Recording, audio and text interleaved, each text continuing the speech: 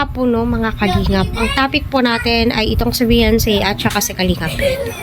Lately, napapansin ko no, bumababa nga po ang views ng Team EDSI. Ewan ko kung ano yung mga dahilan.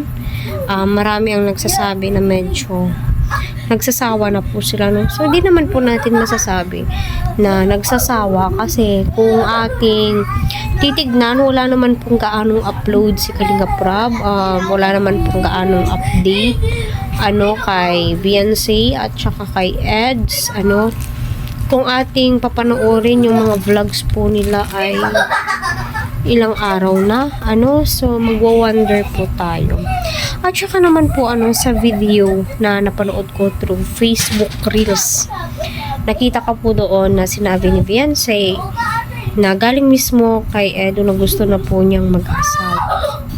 Gusto na po ni Eds na magpakasal sila. Pero pina-prioritize nga po ni Beyonce ang kanyang pag-aaral, which is napaka-importante po talaga na tayo or siya ay mayroong natapos. Kasi iba po talaga kapag may matapos ka. No? So, bago po ang lahat, huwag po natin kalimutan na subscribe si Kalingap Rab, Kuya Val at ang buong team. Please, huwag po natin skip ang kanilang ads.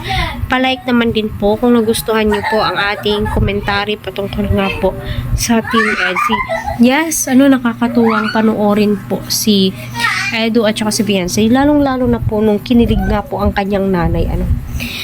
Tila'y napapangiti nga po si Nanay Hansel sa sinabi ni Beyonce sa kanya na gusto na pong mag-settle down ni Kalingap Edo, which is masasabi mo, seryoso si Kalingap Eds, pero marami ang nagsasabi na ang daming issue, maguguluhan ka na lang na tagapanood kung alin yung totoo. Pero isa lang po yung napapanood, isa lang po yung alam po nating lahat.